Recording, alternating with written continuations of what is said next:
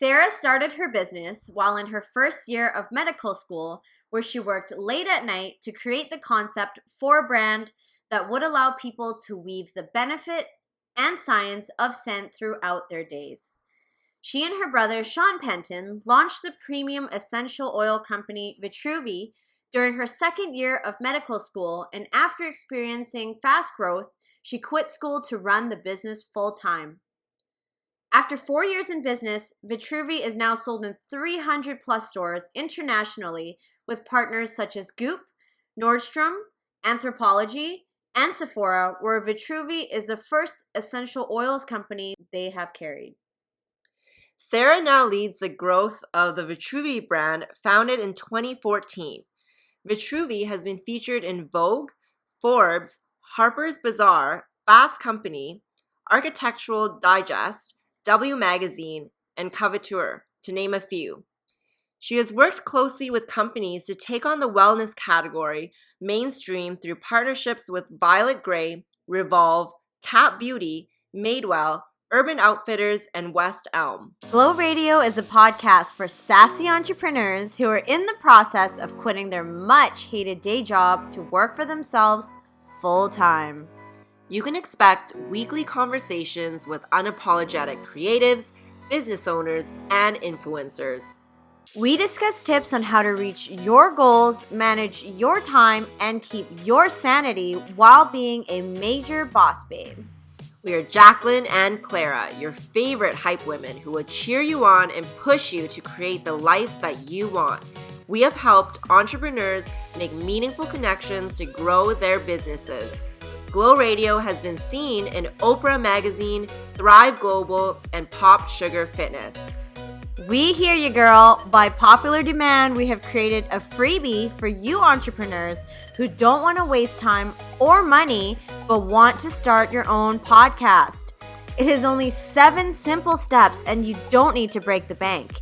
Make sure you stay with us until the end to find out how to get your copy.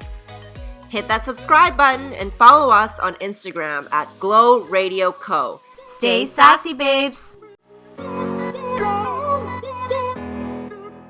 Before we get started, we wanted to thank Bluehost for partnering with us. We're so happy to use the best hosting service that doesn't break our bank. Bluehost powers over 2 million websites, including ours. They offer 24/7 support, a money-back guarantee, and is the #1 recommended web hosting by WordPress.org. If you're an entrepreneur building or revamping your website, we highly recommend Bluehost as a trusted resource. Sign up for your website hosting today at www.bluehost.com/track/WOGLOW. That's WHOAGLOW. Hello, everyone. Welcome back to another episode on Glow Radio. Today we have a very exciting guest. We have Sara, the co-founder of Vitruvi, and we are just so excited to dive into conversation with her today. So welcome, Sara. Thank you so much for joining us. I'm so excited to be here. Awesome. So first of all, how about you tell us a little bit about your background and your company for those who don't know you? Yeah, Vitruvi is basically the manifestation of everything I was passionate about. So in a very short snippet, I grew up on Vancouver Island in a little farming town called Machosen. And it was like by the sea and all organic farms and produce. And our parents, my brother and co-founder and I, our parents were hippies way before it was cool, making organic yogurt and eating vegetables. And so I grew up with a love of wellness, really taking it for granted how kind of progressive we were thinking.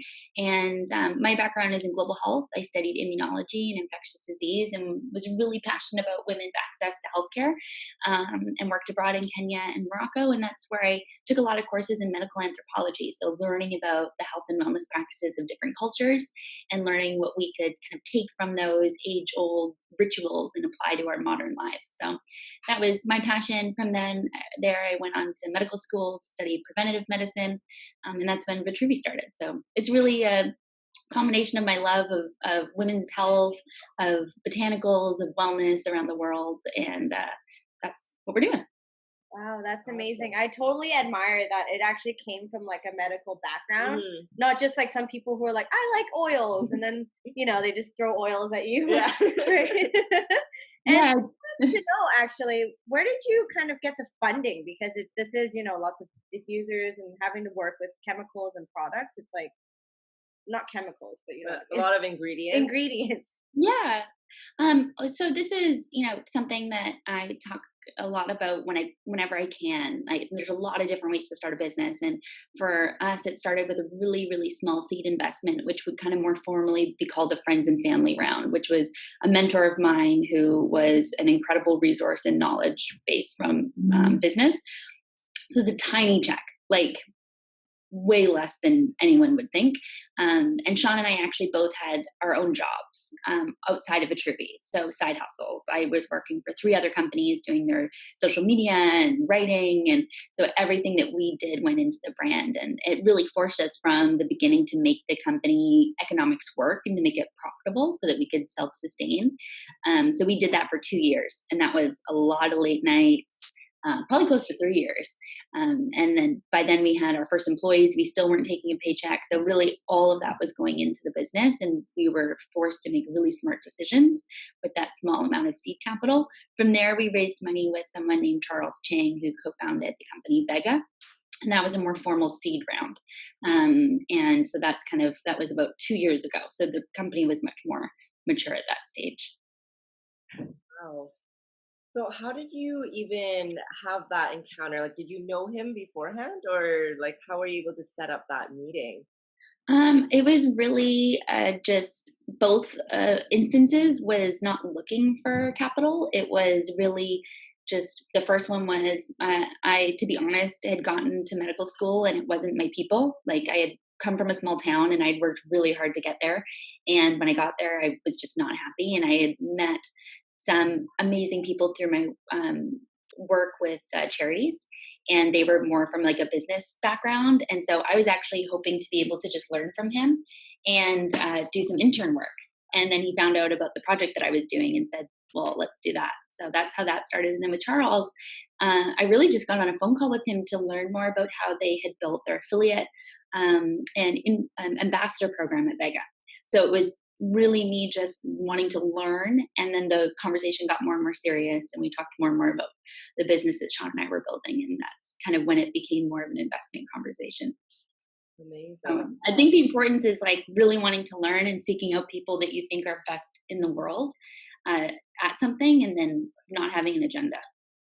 How did you reach out? Like, were you just like, okay, I'm just gonna randomly email or call this person, or did you have to go through like proper channels? Oh, it was an introduction. And you know what's funny? A lot of people, one thing that I really try to focus on in Vancouver is helping make introductions, because I get to travel a lot for work, and the cultures around business and connectivity are different in different cities. So, for example, in New York, it's almost like social mileage to make connections for people. So, you'll leave a business meeting or leave a coffee, and it's like, oh, you need to meet so and so, and I need to connect you.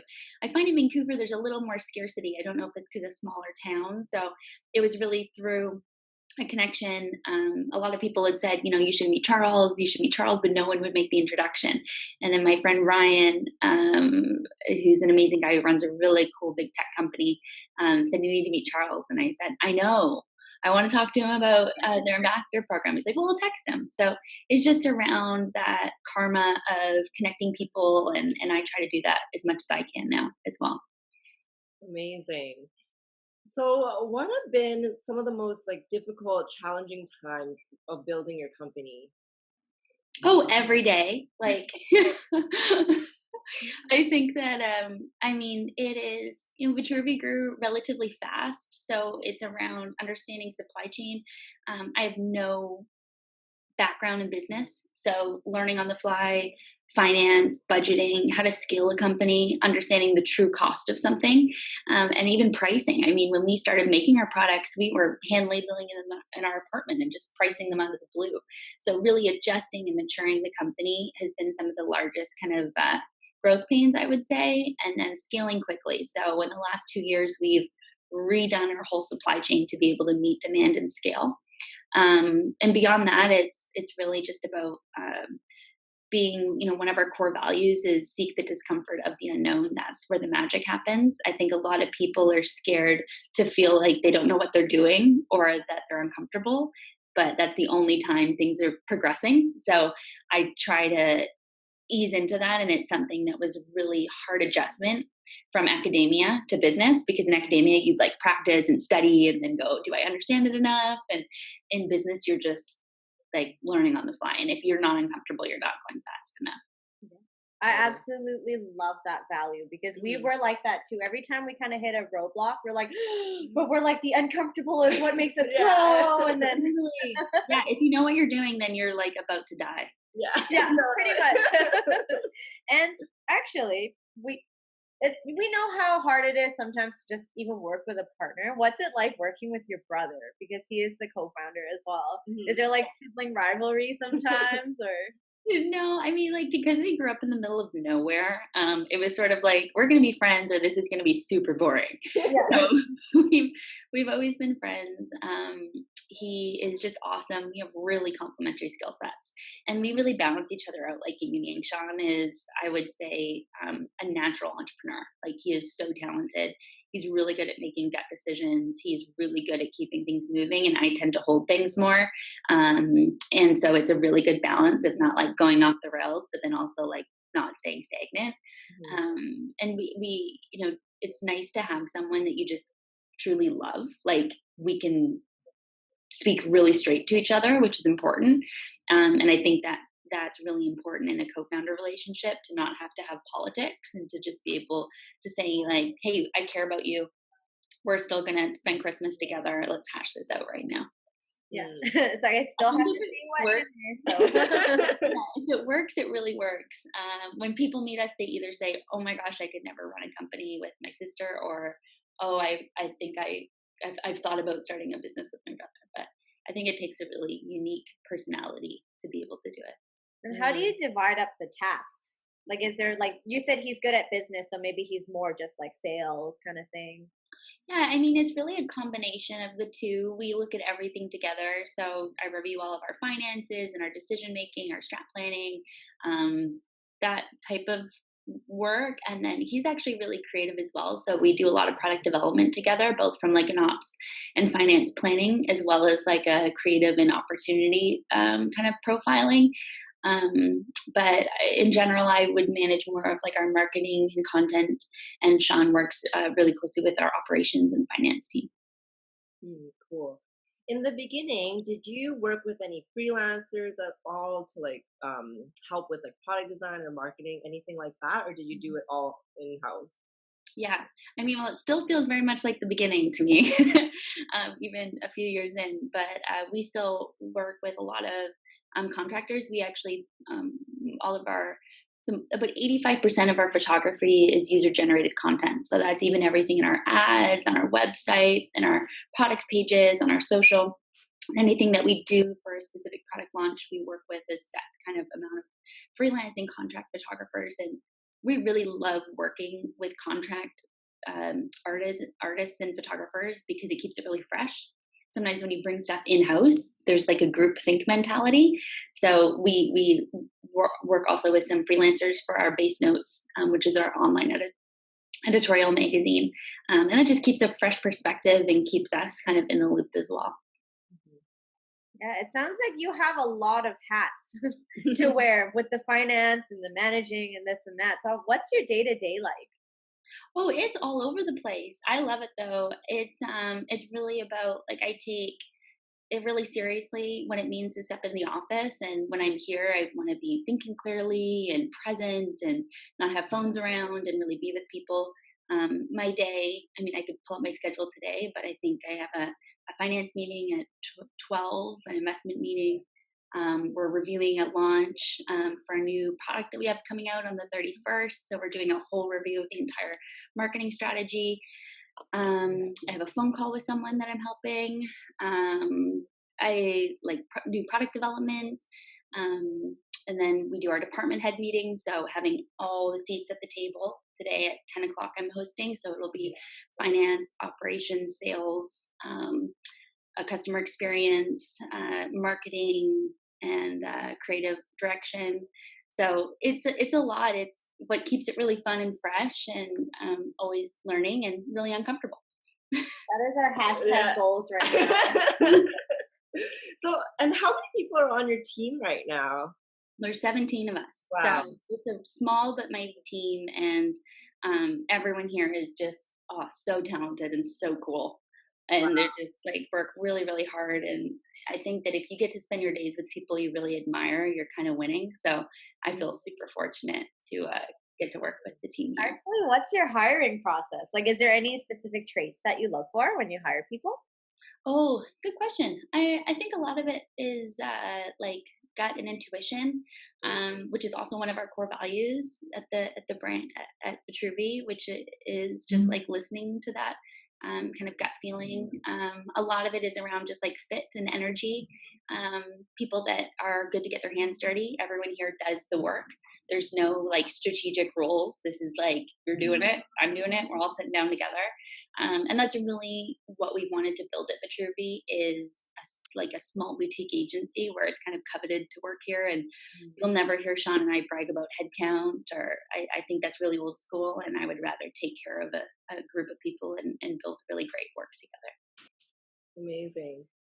And how about your like sales and marketing? Where do your customers usually come from, and what's your favorite type of marketing method? If you're enjoying this episode so far, please comment Glow Up on YouTube and leave us a review on iTunes. Give us 5 stars or we will find you. We will!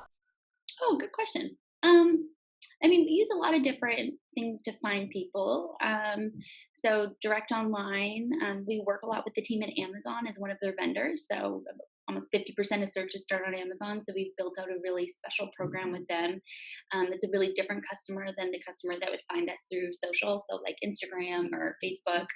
A lot of organic traffic just from press and writing stories, and a lot from our base notes publication as well. People just wanting to learn about natural living. So it kind of comes from a lot of different places. And I think it's really important to not lean too heavily on one channel, especially as things are shifting and moving. But I would say my favorite method of meeting customers is in person. And we also saw that you are on Sephora's website. How did you land that partnership? Oh, they're so cool. So I was part of their Accelerate program. I don't know if you've heard of it. It's about 4 years old now. I think I was involved in the second year. And they reached out to us, and they basically take 10 female CEOs and put them under their wing for a year. And I lived in a house in San Francisco with 9 other female CEOs from different companies, beauty brands. So we have a really close relationship with them. I've met their CEO and their whole executive team, and did some focus groups with them. It's actually where our blends were created, from focus groups in San Francisco with the Sephora team. And they opened up a lot of really great relationships with us. So that's how we ended up there. We're the first and only essential oil company at Sephora. We still have a lot of growth and exciting things happening with them.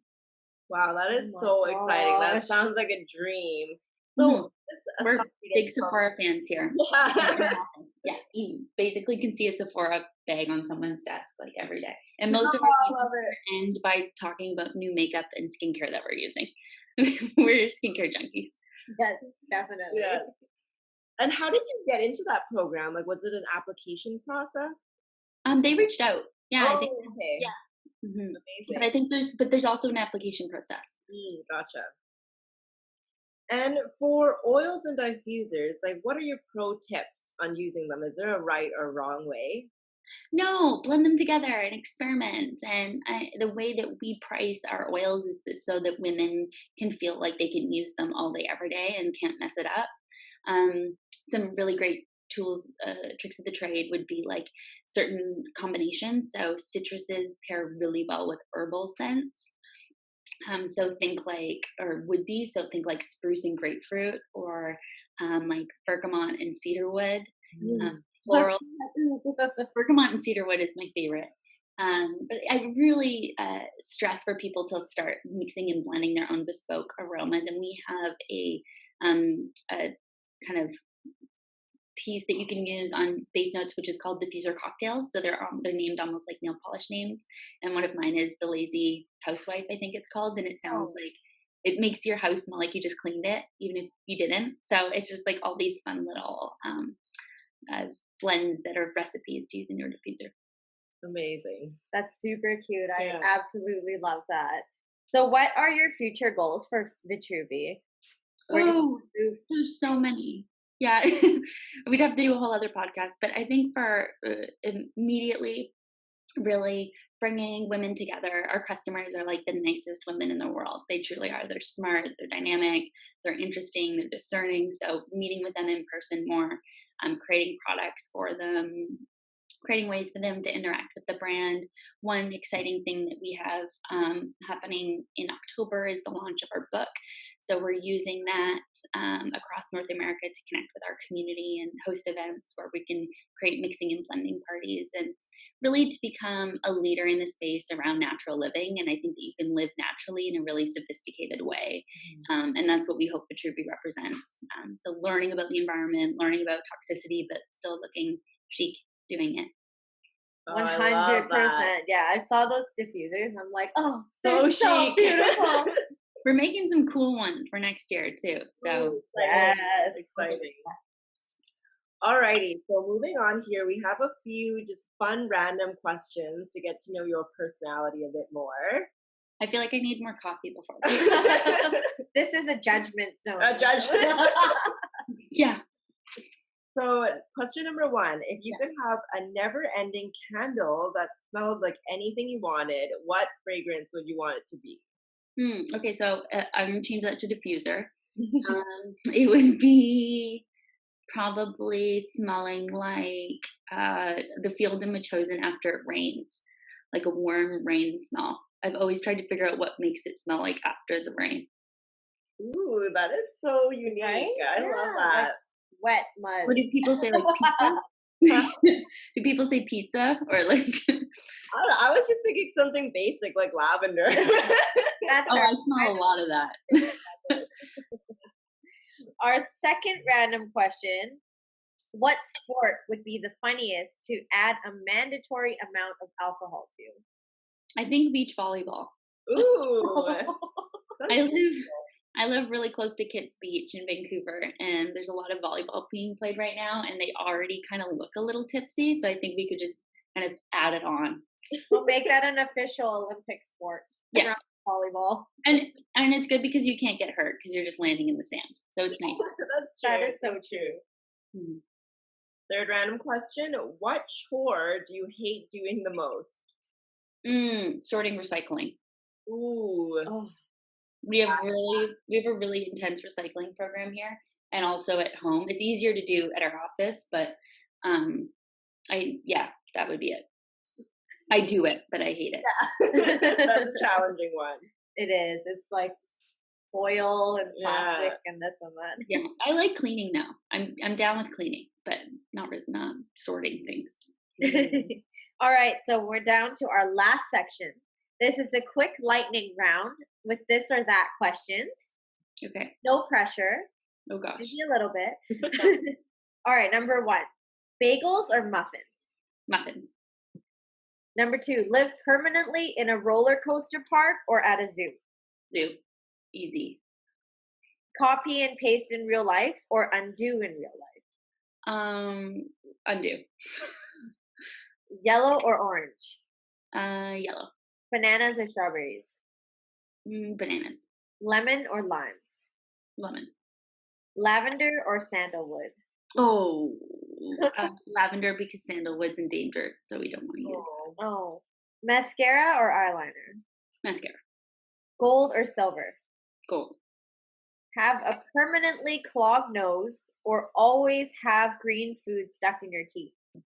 Oh my gosh. Well, both are basically my life. So I couldn't not use my nose, and I eat salad every day. So I'd have to probably say the green stuff in my teeth because I think it would be less detrimental to the success of our company.